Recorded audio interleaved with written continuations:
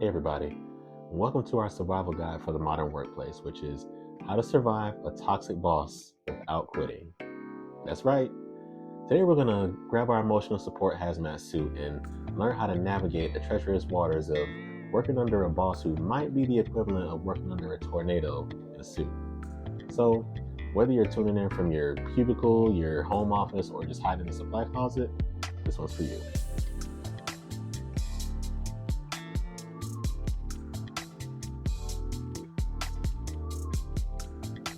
So let's start by acknowledging the obvious. Toxic bosses are everywhere, and they come in many different flavors.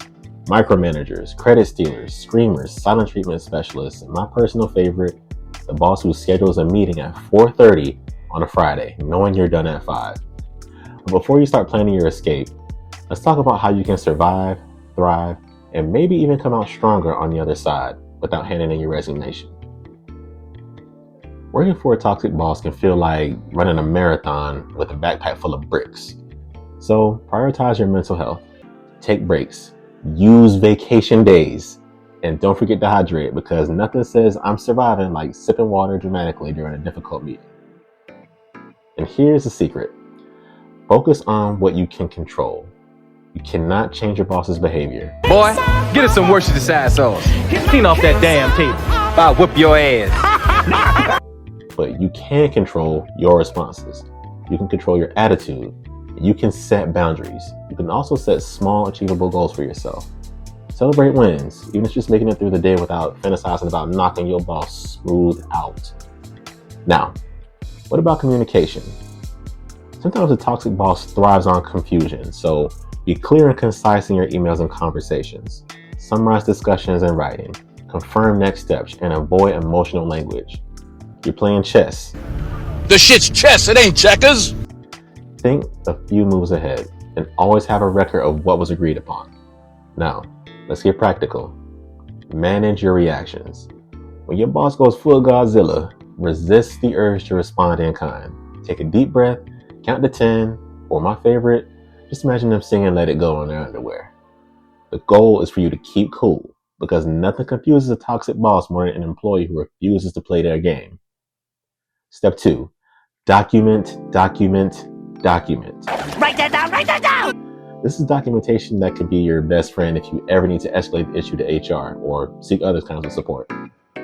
But what if your boss's toxicity comes in the form of unpredictable mood swings?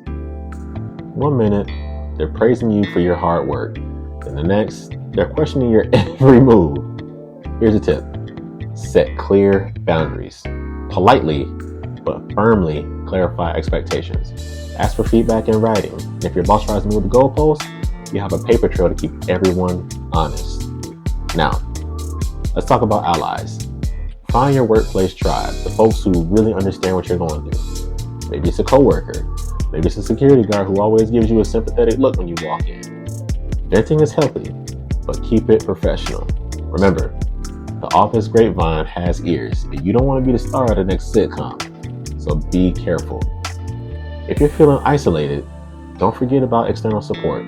Friends, family, or even a professional counselor can help you whenever you need to process different things and experiences. This will keep you from going crazy. And sometimes just saying, "You will not believe what my boss did today," can be the best medicine. Now, let's pause for a moment and talk about self-care. Y'all don't know how good this feels. I got in a big fight last night with triads. Y'all ever heard of triads? I beat down like 20 of them. It's easy to internalize a toxic boss's criticism.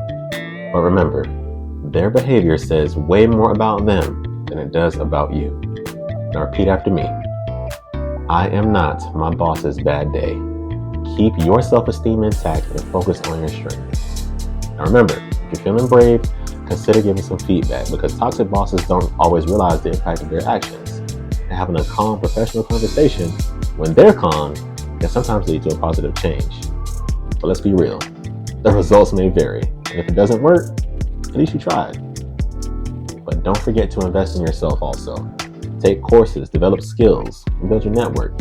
So whether you stay or eventually leave, you'll be in a stronger position.